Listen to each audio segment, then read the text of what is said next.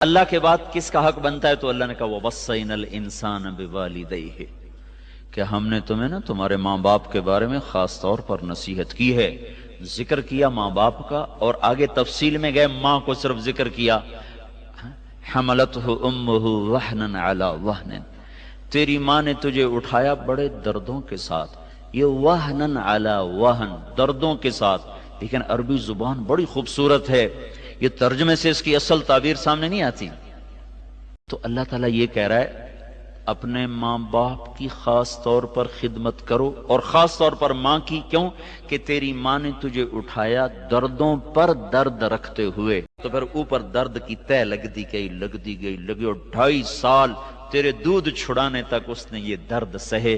لہذا دیکھو خبردار اپنی ماں باپ کے آگے چوں بھی نہ کرنا، لا تقل لہما اف، ان کے آگے اف بھی نہ کر۔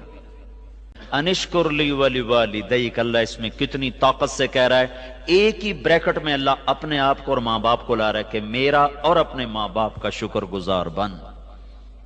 ایک آدمی آیا، کہا یا رسول اللہ میں نے اپنی ماں کو کندھے پہ بٹھا کے حج کرایا ہے، کبھی اللہ آپ کو حج پہ لے جائے گا تو آپ دیکھنا کتنا مشکل سفر ہے، اب تو سڑکیں ہیں پھر بھی مشکل ہے، کوئی 16 میل بنتا ہے مکہ سے جو مینا کا وہ جو عرفات ہے وہ قسطوں میں چونک کے جاتے ہیں، 15-16 میل کا سفر ہے، اور وہ پہاڑ تھے کہ میں نے اپنی ماں کو کندھے پہ اٹھایا، حج کرایا، طواف کرایا، اب میں نے اپنی ماں کا حق ادا کر دیا۔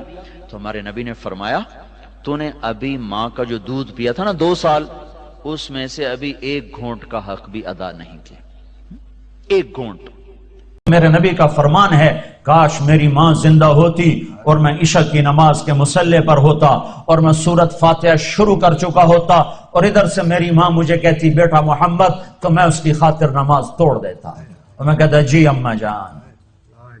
آپ نے فرمایا میں جنت میں گیا تو میں نے قرآن کی تلاوت سنی، میں نے پوچھا یہ کون تلاوت کر رہا ہے؟ مجھے کہا گیا یا رسول اللہ یہ حارثہ بن نعمان ہیں۔ میں نے کہا حارثہ؟ وہ تو مدینے میں بیٹھا ہے، ابھی مرا تو نہیں ہے کہ جنت میں اس کی تلاوت گونجے؟ تو ان فرشتوں نے کہا یا رسول اللہ ماں کی ایسی خدمت کی ہے کہ اللہ نے خوش ہو کر حکم دیا ہے حارثہ جب قرآن پڑھے ساری جنت کو سناؤ۔ کذالکم البر کذالکم البر، میرے نبی نے کہا ماں باپ کی خدمت یہی ہوتی ہے، یہ ہوتی۔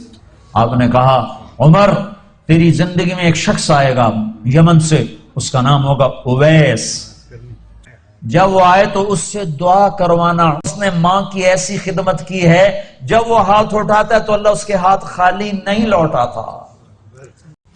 صرف نماز روزے کا نام اسلام نہیں ہے، اخلاق کا بہت بڑا باب ہے جس کو امت نے بھلا کے رکھ دیا۔ انسانی حقوق تو پائمال ہو گئے، تباہ ہو گئے۔